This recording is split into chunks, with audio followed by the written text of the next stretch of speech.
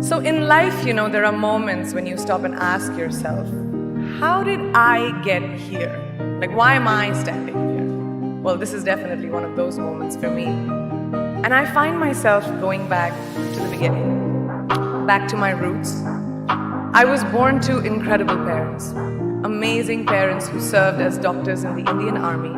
I was the firstborn.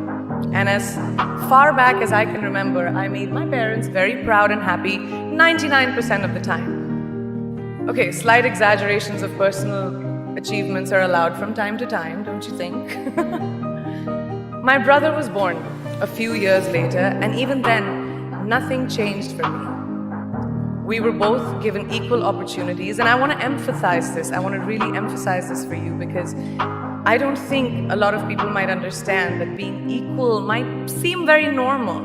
But where I come from, India, and a lot of developing countries around the world, more often than not, this is an exception. It's actually a privilege. My first experience of the glaring disparity between boys and girls came at a very, very young age. I grew up in a middle-class family with extremely philanthropic parents who constantly reminded me and my brother how lucky we were and how giving back to those who were less fortunate was not a choice. It was a way of life. Simple. I was 7 or 8 years old when my parents started taking me on these visits in a traveling clinic to developing communities around and villages around the city that we lived in called Bareilly. We were packed into this ambulance and my parents would provide free medical care to people who couldn't afford it. My job at the age of 8 was assistant pharmacist. So I would count all the medicines, put them in an envelope and give it out to patients, and I really took my job very seriously. Very seriously. But the more I went on these expeditions, the more I began to notice the simplest things that distinguished a boy from a girl or a man from a woman.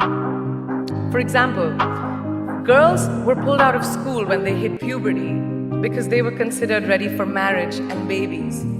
That's 12 and 13, while boys still enjoyed their childhood. Or basic human rights such as healthcare were denied just because they were women. Let's call this whole experience trigger number 1 for me. Fast forward a few years and many, many triggers in between.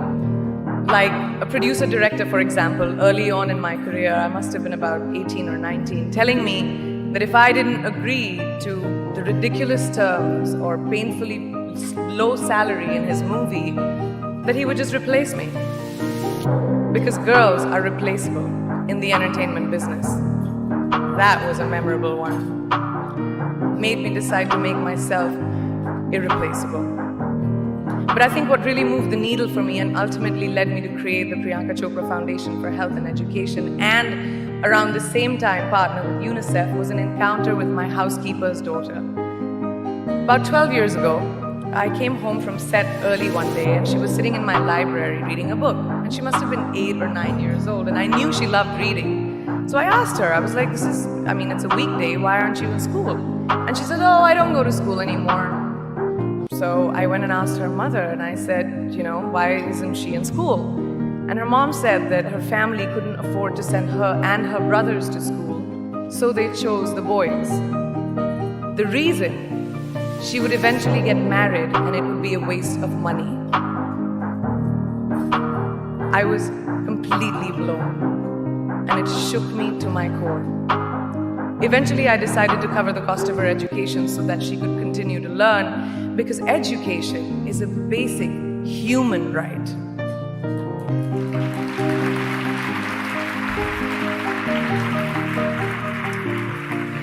And a huge necessity, especially today.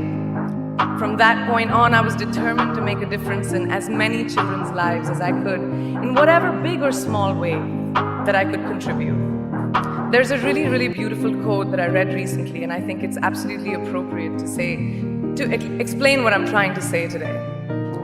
The hand that rocks the cradle, the procreator, the mother of tomorrow, a woman shapes the destiny of civilization.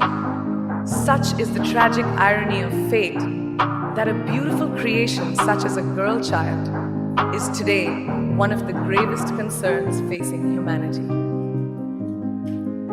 Girls have the power to change the world. It is a fact, and yet today, girls are more likely than boys never to set foot in a classroom, despite of all the efforts and progress made over the last 2 decades. I'm just going to give you a stat, more than 15 million girls of primary school age will never learn how to read or write compared to 10 million boys. Primary school, it's the beginning of our future. Over the last 11 years, I have witnessed firsthand the incredible work that UNICEF does for children around the world, especially victims and survivors of child marriage, displacement, war, sexual violence. But there is still so much work to do. And for me, that is the fuel to my fire. The reason I am so committed to this cause, and that is where my passion stems from, because I know that a girl's education not just empowers families, but communities and economies. A result of her education, we all do better. It's just as simple as that. As entertainers and influencers sitting in this room, I feel that it's our social responsibility to be a voice for the voiceless, which is why I applaud each and every woman in this room for being such a badass.